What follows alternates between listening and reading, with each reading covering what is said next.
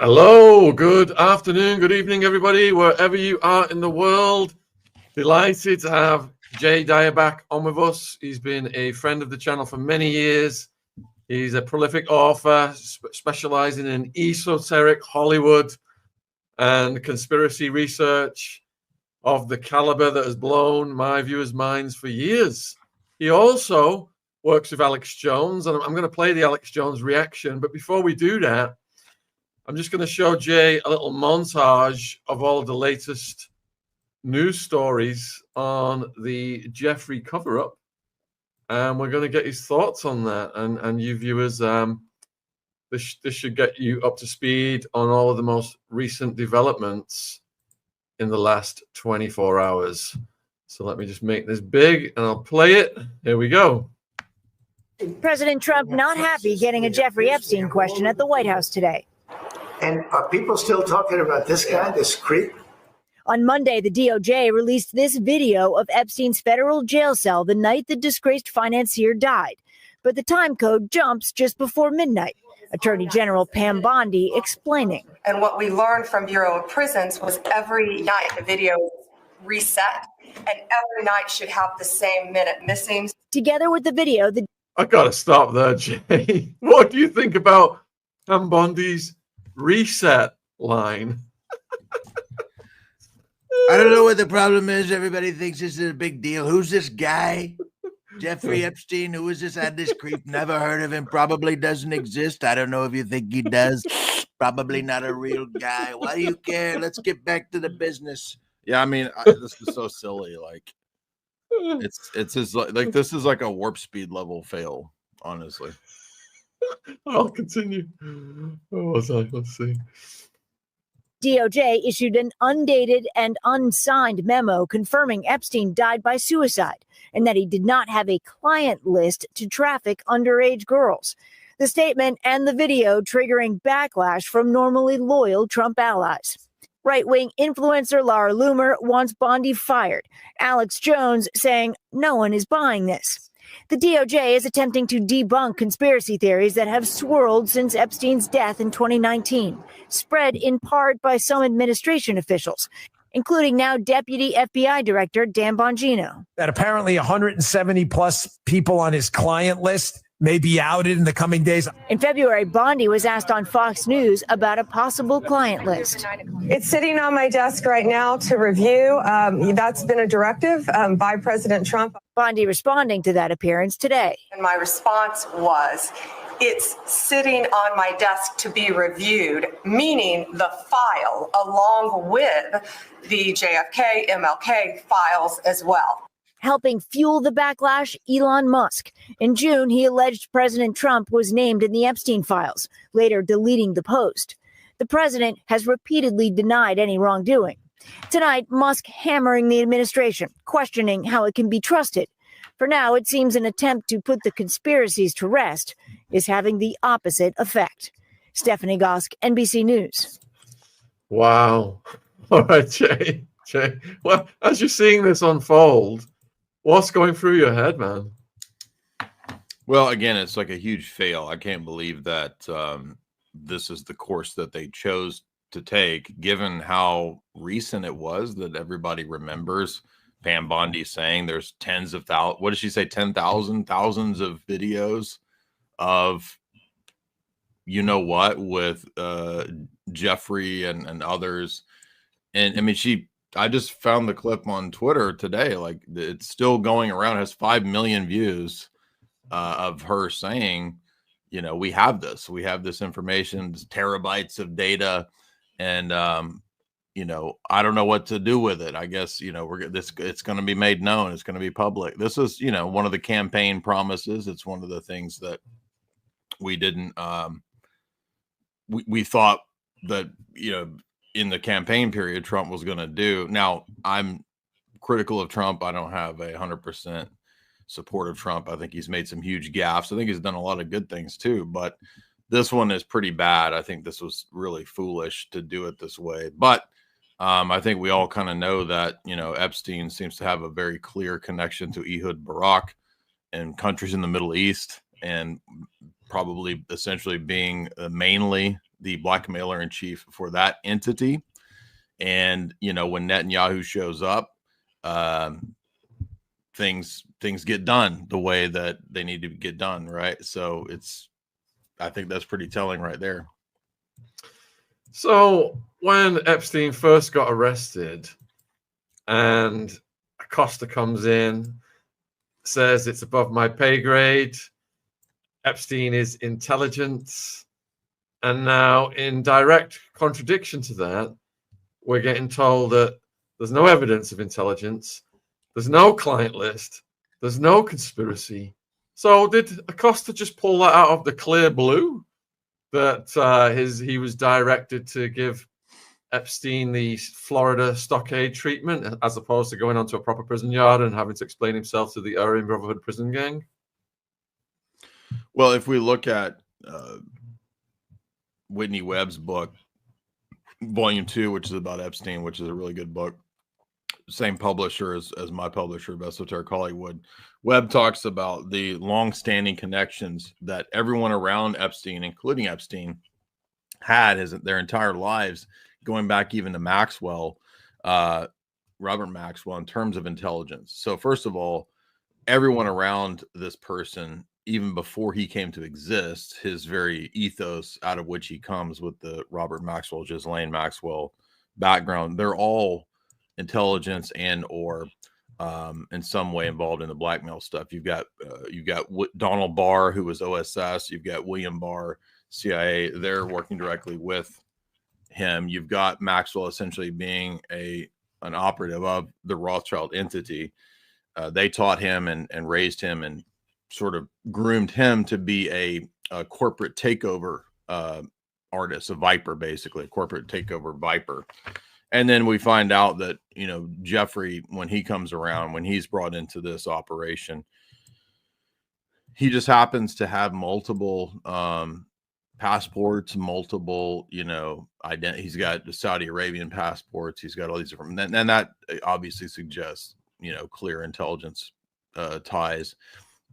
When he was being investigated in previous instances, right, people were told to back off because Epstein is intelligence. So the idea that he did all of this for all these years, working for all of these very high-powered people, but turns out no, there was no intelligence, and he had none of these connections, and he had no blackmail, even though this is well known. I mean, Virginia Jeffrey just died. What are we talking? This is so crazy. Now, if there are no clients, if there are nobody to transport these girls to, then does that mean the charges against Maxwell will not stick? She has some basis now in the court to perhaps slip through the cracks. What do you think? Well, I did an interview some months ago with Jessica Reed Krause, who is one of these closely tied to the Trump administration and to the RFK circles, who recently had a huge spat with Candace. I don't know if you saw that whole spat from a few months ago, but when I interviewed Jessica, her take was, and she goes and covers both trials on a regular basis, she argues that that Ghislaine is not really as guilty as she's made out to be. I'm not saying that that's true. I'm not saying I agree with that, but I think now that that's probably going to directly affect her case. And if this is the case, then no, Ghislaine will probably not be in any trouble, because what would she be in trouble for at this point if there was nothing? This is just really out. I mean, it's just insane. So what are we supposed to think that was going on? Because we already know there've been people convicted. There've been court cases. There've been trials already.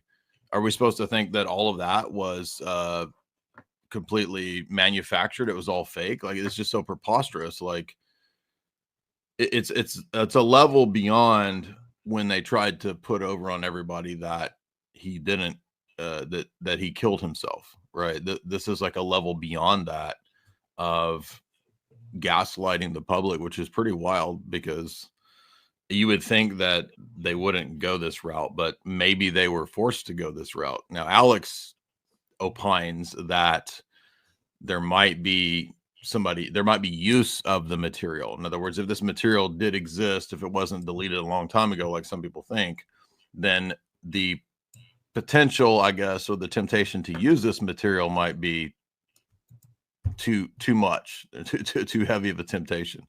I mean, would you want to use the material, all this blackmail, or would you want to get rid of it? I mean, I think really what everybody wants is justice. These people need to be held accountable.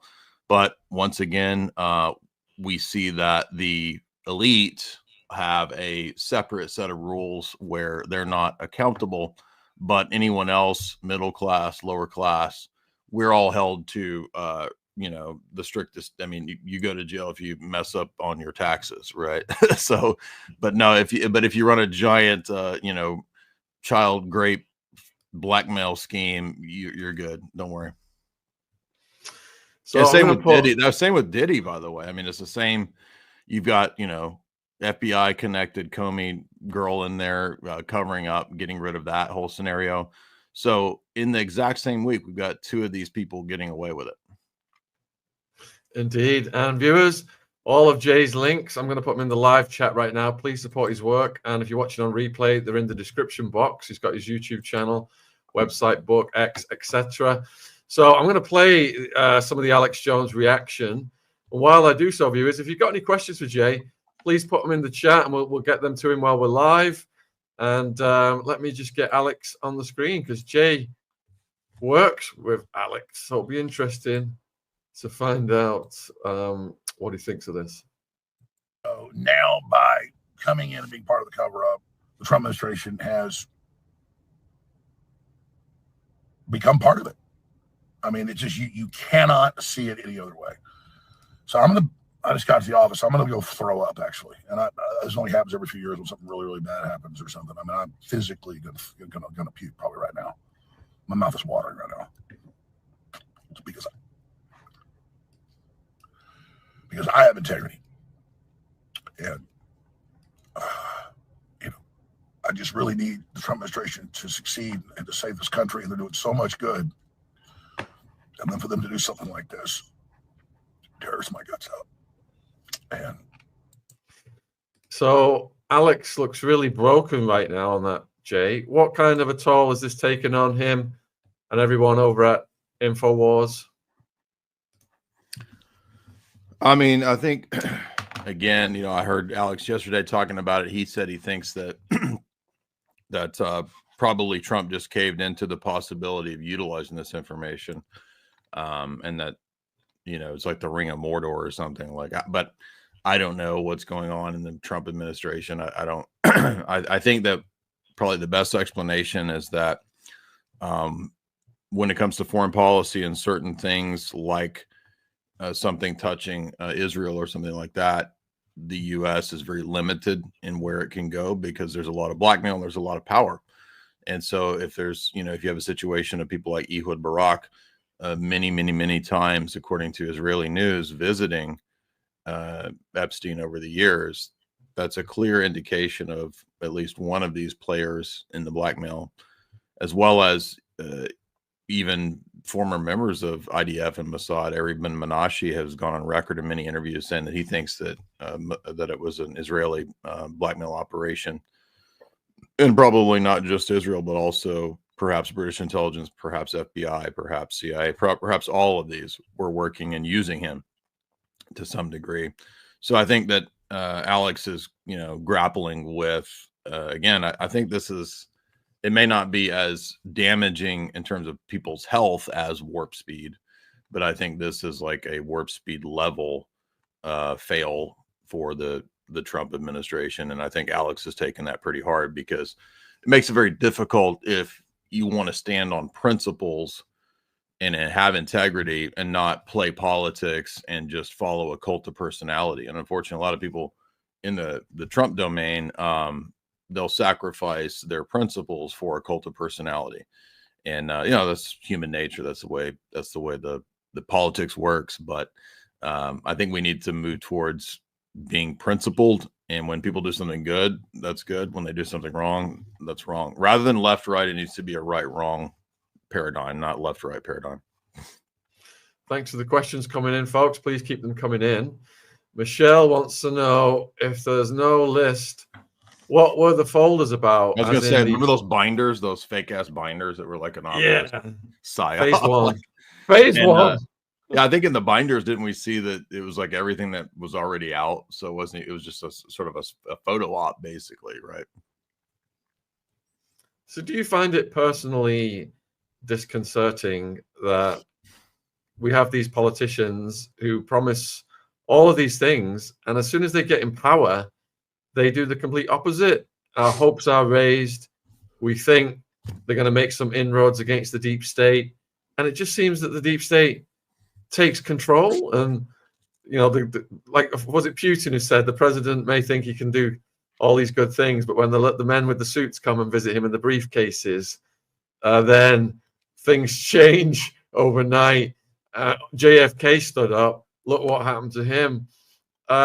Is there any hope for us, Jay? Because it just seems so bleak that we're being insulted at this level with something that's so obvious. They're talking to us like we're little children. Go away now. Enough said. You just got to believe what we say.